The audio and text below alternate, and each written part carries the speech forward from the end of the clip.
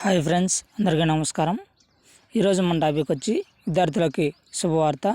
కేంద్రం స్కాలర్షిప్లు ఇలా దరఖాస్తు చేసుకోండి.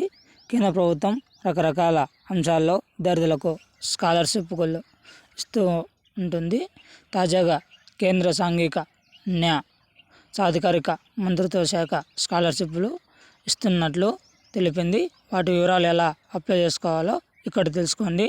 కేంద్ర ప్రభుత్వంలోని సాంఘిక న్యాయ సాధికారిత మంత్రిత్వ శాఖ 2024-25 సంవత్సరానికి సంబంధించి ఎస్సీ విద్యార్థులకు కోసం పోస్ట్ మెట్రిక్ స్కాలర్షిప్లు పథకం కింద స్కాలర్షిప్లు ఇస్తుంది. వీటి ద్వారా విద్యార్థులకు ఉన్నత విద్యను అభ్యసించేందుకు వీలవుతుంది.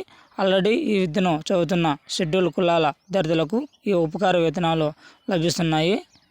అర్హత: ఈ స్కాలర్షిప్లు పొందాలంటే 2 అర్హతలు ఉండి తీరాలి. తల్లిదండ్రులు లేదా సంరక్షకులకు సంవత్సర ఆదాయం 2.50 లక్షలు మించకూడదు.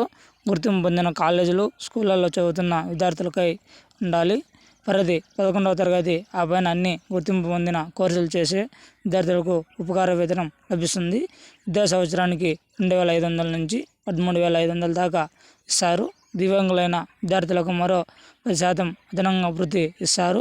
దరఖాస్తు విధానం: విద్యార్థులకు తమ సంబంధిత రాష్ట్ర స్కాలర్షిప్ పోర్టల్లో దరఖాస్తు చేయాల్సి ఉంటుంది.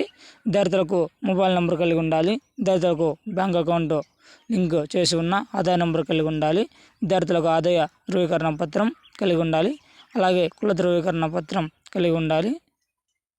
ఈ పథకానికి సంబంధించి గైడ్లైన్స్, పూర్తి అర్హత వివరాలన్నీ అధికారిక లింక్లో ఉన్నాయి. మరిన్ని లేటెస్ట్ అప్డేట్స్ కోసం మన యూట్యూబ్ ఛానల్ని లైక్ చేయండి, షేర్ చేయండి, సబ్స్క్రైబ్ చేయండి. Thanks for watching video. జై హింద్.